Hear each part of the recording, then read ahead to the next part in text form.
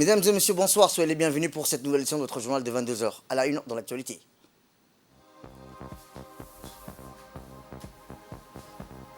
À la une dans l'actualité nationale, réunion consultative pour établir le système de visa unique.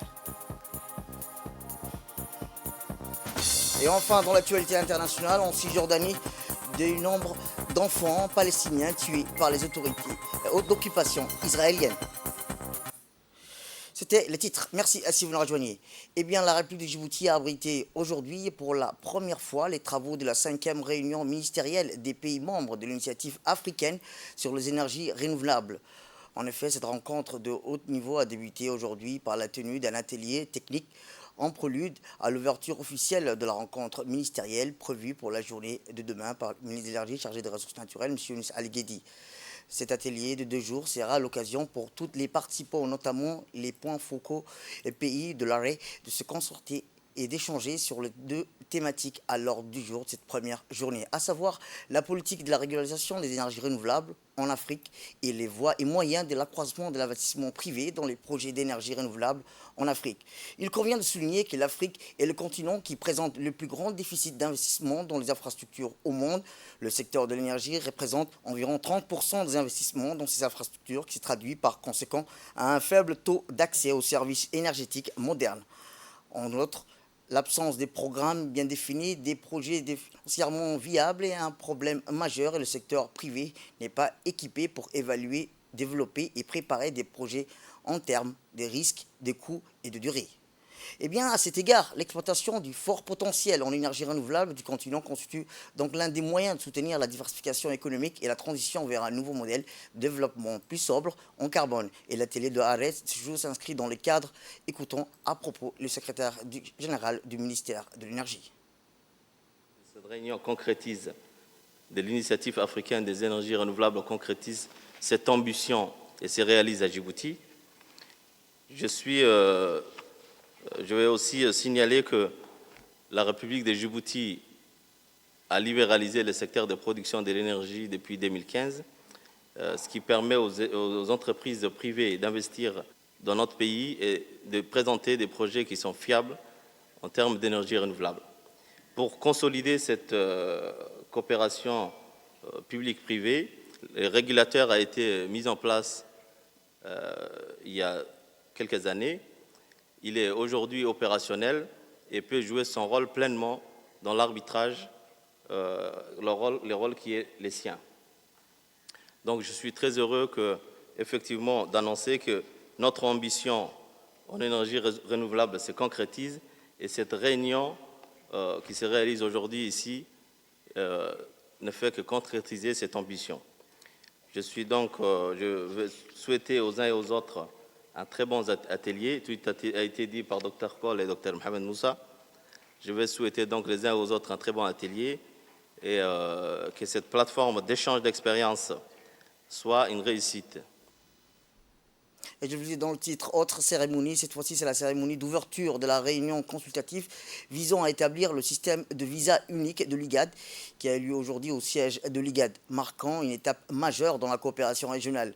L'objectif principal de cette réunion est de jeter les bases d'un système de visa unique au sein de l'IGAD afin de faciliter la libre circulation des personnes au sein des pays membres. L'événement qui a été présidé par Dr Workenu Gebeye, secrétaire exécutif de l'IGAD, et Mme Fathia Alouane, la directrice de la division santé de l'IGAD. Rappelons que parmi les objectifs spécifiques de la réunion, il y a la présentation des dispositions adoptées concernant le protocole de libre circulation des personnes ainsi que la réalisation d'une présentation explicative visant à définir les exigences juridiques, techniques et administratives nécessaires à la mise en œuvre réussie de ce système novateur.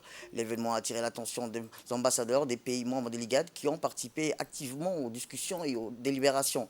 Cette participation témoigne de l'engagement des pays membres envers la création d'un système harmonisé qui facilitera les déplacements des citoyens tout en maintenant des normes de sécurité élevées. L'établissement d'un système de visa unique au sein de l'IGAD marque un pas en avant vers une grande intégration plutôt régionale, renforçant les liens entre les pays membres et œuvrant de nouvelles opportunités pour la coopération et le développement durable. La directrice de la division santé de l'IGAD, Mme Fathia Alouane, a souligné l'importance de cette initiative dans le contexte actuel de mondialisation et interconnectivité croissante. Elle a déclaré la mise en place d'un système de visa unique renforcera les liens entre nos nations favorisera les échanges commerciaux et culturels tout en garantissant que nos frontières restent sûres et protégées. Dans ses propos, Dr Workeni Gebeyou, secrétaire exécutif de l'IGAD, a mis en avant le caractère novateur de l'initiative du visa unique. Il a souligné que le nouveau système favorisa non seulement des liens plus étroits entre les pays membres, mais encourage également le commerce, les échanges culturels et la collaboration. Dr Workeni Gebeyou a insisté sur le fait que tout en facilitant le déplacement, le système maintiendra des mesures de sécurité rigoureuses pour garantir la sûreté des frontières. Il a exprimé son optimisme quant au fait que cette étape importante renforcera l'intégration régionale et créera une communauté de l'IGAD plus interconnectée. Autre actualité dans ce 22 heures, c'est aussi l'équipe féminine de l'armée djiboutienne qui est rentrée au pays le 26 août dernier après avoir participé avec détermination et engagement à la prestigieuse CAF Women's Champions League qui s'est tenue à Ouganda. Malgré les efforts physiques et techniques déployés tout au long de la compétition, nos militaires djiboutiennes n'ont pas obtenu la victoire finale. L'armée djiboutienne a facilité chaleureusement ses athlètes pour leurs performances exceptionnelles sur la scène régionale, notamment la première accueil qui leur a été réservé à l'aéroport. Le chef d'état-major général des armées, le général de corps d'armée, Zakaria Cheikh Ibrahim, a déclaré « Bien que le résultat final n'ait pas été à la hauteur de nos attentes, nous sommes incroyablement fiers de l'effort et de la détermination de nos joueuses ont fait preuve tout au long du tournoi. Leur participation à la CAF Women's Champions League témoigne de la capacité de l'armée djiboutienne à soutenir et à encourager le développement des femmes dans tout le domaine, y compris le sport. » adduunyada dhammaanteedi gudubkoodii baato adduunyada dhammaanteedi gudubkoodii baato haddaan armi jirin odayada gaboobiyo ubadkiyo haweenkiyo oryo. Tout à fait autre chose cette fois-ci. Des moyens humains et matériels conséquents de la gendarmerie nationale ont dû être employés sur la route numéro 1 jeudi dernier, plus précisément sur la montée de la localité de Ouéa, où un camion transportant une quantité importante de tiges d'acier de construction a perdu son chargement. Cette situation ayant causé le blocage de la circulation sur cette option de la chaussée, les gendarmes de la brigade de sécurité routière de Ouéa sont aussitôt intervenus. La grue élévatrice de la gendarmerie a été dépêchée sur le lieu et a réussi le déchargement de la chaussée avant de l'embarquer sur un camion. Après plusieurs heures de régulation, la chaussée a été rouverte à la circulation. Heureusement, aucune victime humaine n'est à déplorer. En ce moment où on observe une recrudescence des accidents sur les routes nationales, il est fort judicieux que tout automobiliste respecte les dispositions du code de la route.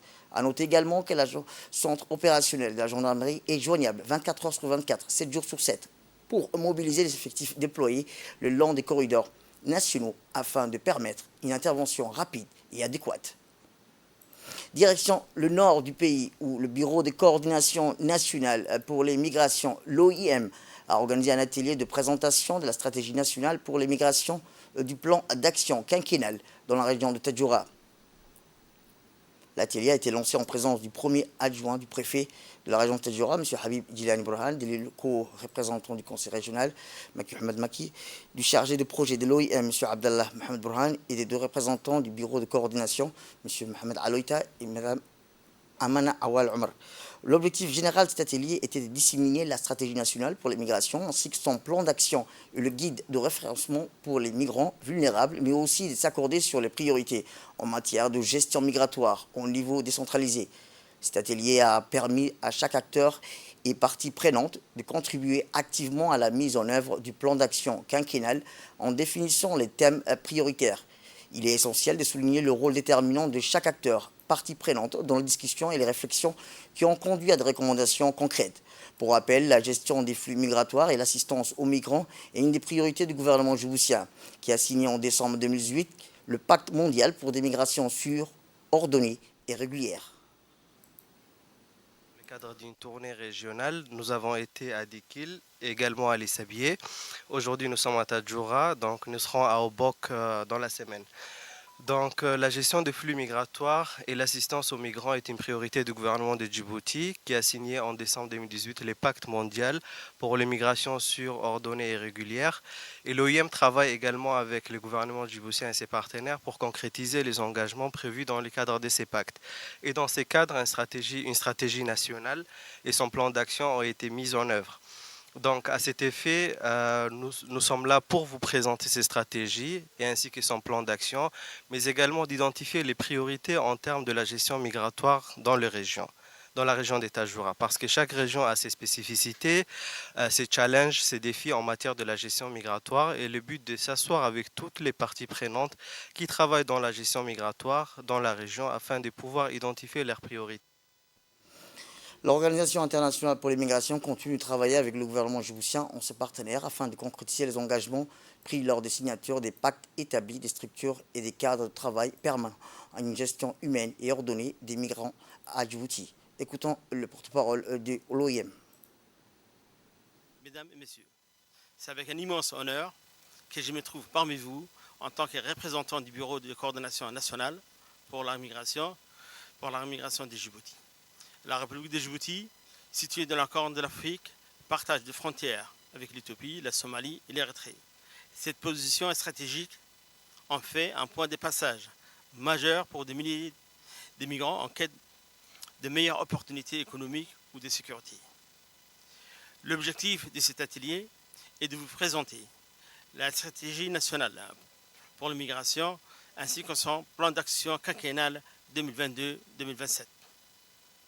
Le Bureau de coordination nationale, en qualité de principal interlocuteur des partenaires œuvrant dans le domaine de la migration, souligne l'importance vitale de ces 2 jours d'atelier. Eh bien, après le nord, le sud du pays, ou plus précisément à Ali Sebié, où la direction de l'hôpital régional, Dr Ahmed Absi Ouarsama d'Ali Sebié, à sa tête le directeur général, Abraham Medan Kidani, a entrepris l'équipement complet par des matériels de soins modernes de l'entité des soins ophtalmologie. Auparavant, l'hôpital avait réceptionné dans le courant du mois de mai dernier un appareil de contrôle médical, plus précisément un scanner IRM, 128 barrettes, du renforcement de la banque de sang et d'un incinérateur écologique des déchets médicaux. Sachant que depuis son inauguration en mars 2016 par le chef de l'État, son Excellence Ismaël Mergueli, ce centre médical moderne assure le diagnostic, la surveillance et le traitement des malades, des blessés et femmes enceintes et mène également des actions de prévention et d'éducation de la santé. Ces structures sanitaires à architecture récente, non pavillonnaire, disposent de tous les plateaux techniques en vigueur en République de Djibouti. Les différents soins médicaux offerts sont la médecine polyvalente, l'ophtalmologie, la stomatologie, la pédiatrie, les urgences, la maternité, les chirurgies, orthopédie, viscérale, abdominale et évidemment un service de mise en charge de réanimation. Cet établissement couvre avec satisfaction les besoins en soins médicaux des habitants de 2 régions du sud, à savoir Ali Sebié et Dikil. À son tour, le service ophtalmologie spécialisé des soins de la vue a été doté des équipements médicaux de soins comme un tanomètre et permet de mesurer la pression intraoculaire, d'un réfractomètre et d'un frontacomètre qui permet de mesurer la puissance frontale des verres ophtalmologiques. C'est un appareil qui permet de mesurer les verres optiques donnant les valeurs respectives de la puissance frontale sphérique et la puissance cylindrique de l'axe du cylindre, position du centre optique et éventuelle de la puissance prismatique, la valeur et la position du prisme. La puissance frontale est distincte de la puissance focale. Alors, comme je vous le disais, ces nouveaux équipements médicaux permettront la consultation et la prescription de lentilles ou verres correcteurs aux patients désireux de corriger leur vue. Eh bien, dans cette édition de la rédaction concernant le sport, un coup de projecteur sur le club Arta Solar 7 qui a fait un pas des géants en se qualifiant pour le 2e tour de la Coupe de Confédération de la CAF 2023-2024 en battant 2 fois sur le même score l'équipe Horset. Pour le 2e tour, l'Arta Solar 7 affrontera un club historique du continent, en l'occurrence Zamalek, un des plus grands clubs d'Égypte. Il faut savoir que le projet du président du club, Tomi Toyaro, a donné ses fruits en investissant sur joueurs de classe mondiale et c'est là permis aux joueurs locaux de progresser et de professionnaliser. Le match d'aller est prévu le 17 septembre 2023, tandis que le match de retour sur le sol égyptien est programmé le 1er octobre 2023.